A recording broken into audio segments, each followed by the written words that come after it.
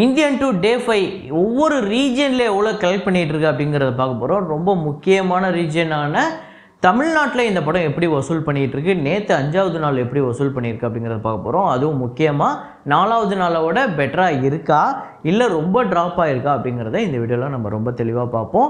அப்புறம் கல்கி 2898 AD இந்த படம் நேற்றுமே ஒரு சூப்பரான கலெக்ஷன் எடுத்திருக்கு, எவ்வளோ அப்படிங்கிறத பார்க்க போகிறோம். இன்னும் சில படங்கள் அந்த படங்களோட வசூல் நிலவரம் என்ன அப்படிங்கிறத பார்ப்போம். ஸோ வீடியோக்குள்ளே போகிறதுக்கு முன்னாடி நம்ம சேனலை நீங்கள் சப்ஸ்கிரைப் பண்ணாட்டி நான் பண்ணிவிடுங்க, பக்கத்தில் இருக்க பெல் ஐக்கானை ப்ரெஸ் பண்ணிவிடுங்க. வாங்க வீடியோக்குள்ளே போகலாம்.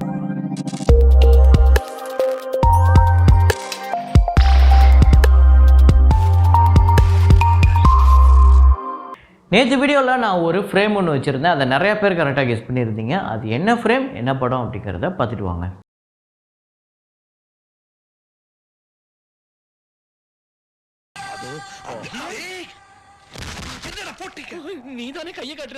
ஆமாங்க, பஞ்சதந்திரம் தான். பஞ்சதந்திரமில் வந்து நம்ம ரம்யா கிருஷ்ணன் பாடி தான் நினச்சி, அதாவது அந்த டெட் பாடி தான் நினச்சி தூக்கிட்டு போய் பாலத்துலேருந்து அங்கேருந்து கை காட்டுவார் நம்ம கமல் சார். தூக்கி அதுக்குள்ளே போட்டுட்டு ஐயோ அங்கே போய் எரிச்சு கொண்டுடலான்னு நினச்சிட்டு அதுக்குள்ளே இப்படி தூக்கி போட்டிங்களே, அதுக்குள்ளே கீழே போய் பார்க்கும்போது அது காணா போய்டும். ஸோ அது தூக்கி போடும்போது வச்ச ஃப்ரேம் தான் நினச்சி. இதை கரெக்டாக கெஸ் பண்ண முதல் 5 பேர் குருதேவன் ஸ்ரீனிவாசன், மேவரிக் 007, அஜய் அப்படிங்கிறவர், சோலோ ஹண்டர் ராஜா, ட்ராவல் குரு. இந்த 5 பேர் தான் முதல்ல கரெக்டாக கெஸ் பண்ணியிருக்காங்க. இன்றைக்கி ஒரு ஃப்ரேம் ஒன்று வச்சுருக்கேன், அது என்ன ஃப்ரேம் என்ன படம் அப்படிங்கிறத கெஸ் பண்ணுங்கள்.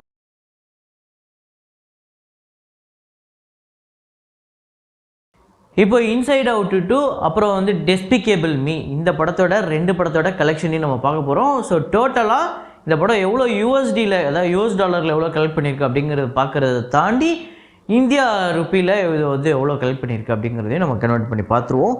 ஸோ இந்தியாவில் வந்து நேற்று 33வது நாள் 14 லட்சம் வந்து வசூல் பண்ணியிருக்கு. World wide $6 million. இந்தியாவில் வந்து 33 கோடி 5 லட்சம், வேர்ல்டு வைடு $1.359 பில்லியன். இது வந்து நம்ம ஊர் காசுக்கு கன்வெர்ட் பண்ணி பார்த்தோன்னா 11,354 கோடி வருது. ஸோ இன்சைட் அவுட் 2 படத்தோட நம்ம ஊர் காசு கலெக்ஷன் கன்வெர்ட் பண்ணால் 11,000 கோடிக்கு மேலே வருது. என்னங்க இப்படியே வசூலை வாரி குவிச்சிருக்கு. அப்புறம் டெஸ்பிகேபிள் மீ 4 இந்த படத்தோட டே 12 கலெக்ஷன் இந்தியாவில் வந்து 33 லட்சம், வேர்ல்டு வைடு $3.5 மில்லியன். இந்த படம் 15 கோடி 62 லட்சம் இந்தியாவிலையும், வேர்ல்டு வைடு $445.3 மில்லியன். இது வந்து 3,720 கோடி கிட்ட நம்ம ஊர் காசுக்கு வந்து கலெக்ட் பண்ணியிருக்கு. அப்புறம் கில் அப்படிங்கிற படம் டே 12 கலெக்ஷன் இந்தியாவில் வந்து 85 லட்சம், வேர்ல்டு வைடு 1 கோடியே 10 லட்சம். இந்தியா முழுக்க 19 கோடியே 58 லட்சமும், வேர்ல்டு வைடு 36 கோடியே 53 லட்சம் வந்து வசூல் பண்ணியிருக்கு. அப்புறம் ஜாட் அண்ட் ஜூலியட் 3 இந்த படத்தோட 20வது நாள் வசூல் இந்தியாவில் வந்து 29 லட்சம், வேர்ல்டு வைடு 78 லட்சம். ஸோ டோட்டலாக 40 கோடியே 68 லட்சம் இந்தியாவிலையும், வேர்ல்டு வைடு 92 கோடியே 14 லட்சம் வந்து வசூல் பண்ணியிருக்கு. ஸோ ஜாட் அண்ட் ஜூலியட் 100 கோடியே கடக்க போகுது. அது மட்டும் இல்லாமல் இப்போதைக்கு இந்த படம் வந்து ஒரு ரொம்ப முக்கியமான ஒரு பொசிஷனை நோக்கி போய்கிட்டு இருக்கு. என்னென்னா பஞ்சாபிலே ஹையஸ்ட் கிராசிங் கலெக்ஷன் மூவியாக இது அமைகிறதுக்கு வாய்ப்பு இருக்குது. அதுக்கடுத்து தான் சர்ஃபிரா படத்தோட டே 5 கலெக்ஷன் இந்தியாவில் வந்து 2 கோடி, வேர்ல்டு வைடு 2 கோடியே 45 லட்சம். இந்தியா முழுக்க 17 கோடியே 6 லட்சமும், வேர்ல்டு வைடு 23 கோடியே 50 லட்சம். இந்த படத்துக்கு ஆக்சுவலாக நடுவில் ஒரு அனௌன்ஸ்மெண்ட் ஒன்று விட்டுருந்தாங்க. இந்த படத்துக்கு நீங்கள் டிக்கெட் எடுத்து தேட்டருக்கு வந்தீங்கன்னா ஒரு டிக்கெட்டும் 2 சமோசாவும் ஃப்ரீயாக தரோன்னு சொல்லிட்டு ஒரு வித்தியாசமான ஒரு ஸ்ட்ராட்டஜியை ஃபாலோ பண்ணியிருந்தாங்க. இது இல்லாமல் புக் மை ஷோலேயே ஒரு ஆஃபர் ஒன்று கொடுத்துருந்தாங்க. ஒரு டிக்கெட் சர்ஃபிரா வாங்கி, அதாவது 2 டிக்கெட் நீங்கள் புக் பண்ணிவிட்டு சர்ஃபிரா அப்படிங்கிற கோடை வந்து போட்டிங்க அப்படின்னா இந்த படத்துக்கு ஒரு டிக்கெட்டுக்கு காஸ்ட்டு தான் வரும். அதாவது ஒரு டிக்கெட் வாங்கினா இன்னொரு டிக்கெட் ஃப்ரீ அப்படிங்கிற மாதிரி. ஸோ இது எல்லாமே இந்த ப்ரொடியூசரோட பணத்தில் தான் போகும். ஏன்னா அவர் சொல்கிறதுனால தான் புக் மை ஷோ அப்படிப்பட்ட ஒரு ஆஃபர் கொடுப்பாங்க. அவரோட காசில் இருந்தால் இந்த சமோசா டீ எல்லாமே போகும். ஸோ சமோசா டீக்காக ஒரு பெரிய கலெக்ஷன் ஆச்சா அப்படின்னு தெரில, ஆனால் படம் நல்லா இருக்குது அப்படிங்கிற ஒரு வேர்ட் ஆஃப் மவுத்தில் பிக்கப் ஆகிருக்கு அப்படிங்கிறது தான் உண்மை. அப்புறம் கல்கி 2898 AD இந்த படத்தோட டே 20 கலெக்ஷன் தமிழ்நாட்டில் 28 லட்சம், கர்நாடகாவில் 45 லட்சம், ஆந்திரா தெலுங்கானால 1 கோடியே 45 லட்சம், கேரளாவில் 38 லட்சம், ரெஸ்ட் ஆஃப் இந்தியாவில் 3 கோடியே 50 லட்சம், ஓவர்சீஸில் 90 லட்சம். ஸோ டோட்டலாக 6 கோடியே 96 லட்சம் நேற்று வந்து வசூல் பண்ணியிருக்கு. நேற்று கொஞ்சம் இன்க்ரீஸ் ஆகிருக்கு இந்த படம் கூட. ஸோ தமிழ்நாட்டில் 44 கோடியே 19 லட்சமும், டோட்டலாக கர்நாடகாவில் 67 கோடியே 20 லட்சம், ஆந்திரா தெலுங்கானாவில் 268 கோடியே 20 லட்சம், அப்புறம் கேரளாவில் இந்த படம் வந்து 29 கோடியே 2 லட்சம், ரெஸ்ட் ஆஃப் இந்தியாவில் 304 கோடியே 25 லட்சம், ஓவர்சீஸில் 249 கோடியே 72 லட்சம் வந்து வசூல் பண்ணியிருக்கு. வேர்ல்டு வைடு இந்த படம் வந்து 962 கோடியே 58 லட்சம் வந்து வசூல் பண்ணியிருக்கு. ஸோ தொடர்ந்து இந்த படம் வந்து பெரிய வசூல் எடுத்துக்கிட்டு இருக்குது. ட்ரேடு ஃபிகர்லேயே இந்த படம் வந்து 1000 கோடியை நெருங்க போகுது. ஒரு மிகப்பெரிய சம்பவம் தான் பண்ணிகிட்ருக்கு. அப்புறம் டீன்ஸு இந்த படத்தோட டே 5 கலெக்ஷன் தமிழ்நாட்டில் வந்து 20 லட்சம், வேர்ல்டு வைடு வந்து 25 லட்சம். ஸோ டோட்டலாக தமிழ்நாட்டில் 94 லட்சமும், வேர்ல்டு வைடு 1 கோடியே 10 லட்சம் வந்து இருக்குது.